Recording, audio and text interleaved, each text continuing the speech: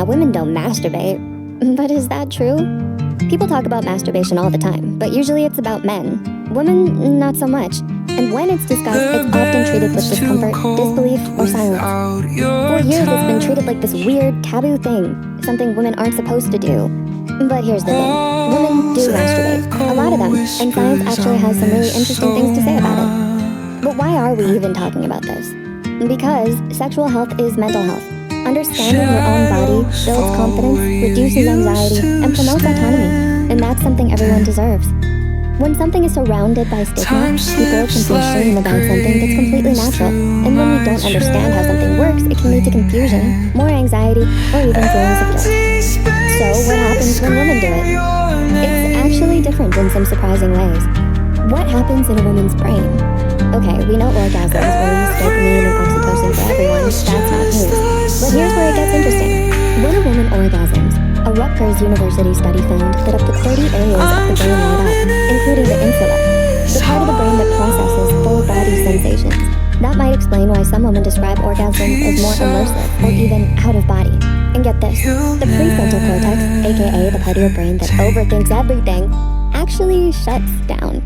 That's a big deal because it might explain why some women feel more mentally free or lost in a moment. For many men, brain activity tends to stay a little more stable.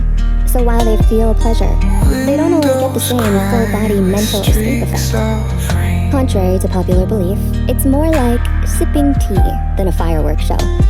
People often assume that masturbation is always quick and intense, but for many women, the experience itself is a lot slower and more drawn out, not just the orgasm. Some researchers describe the way women experience arousal as being more like a long stroll in the park, gradual, rhythmic, and building over time, rather than a sudden sharp peak. This means that for many women, masturbation isn't always about reaching orgasm fast, but about the sensations along the way. It highlights that female pleasure doesn't follow a one-size-fits-all script. And that's not a flaw. It's part of the beauty and depth of female sexuality. Unlike men, whose stimulation often follows a straightforward pattern, women's arousal can fluctuate. Some moments being more intense, others feeling more subtle. Some women even find that focusing too much on reaching orgasm actually makes it harder to get there. While others describe masturbation as more about relaxation, self-connection, or simply unwinding from stress. This might also explain why some women are capable of experiencing multiple waves of pleasure, or different types of sensations, depending on the stimulation and their mood. Can it actually improve your sex life? There's a common belief that masturbation helps people understand their own bodies, but for women, this is especially relevant.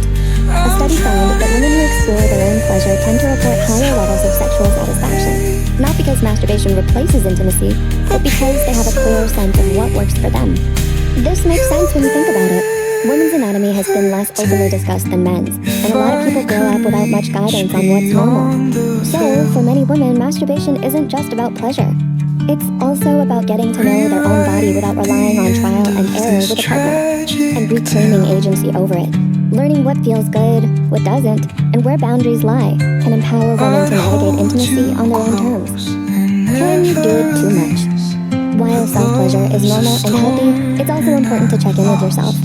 If it starts interfering with your daily life or emotional well-being, it might be a sign to explore what's behind it. Not out of shame, but from a place of self-care. When people talk about excessive masturbation, it's usually in the context of men, things like desensitization or compulsive behavior.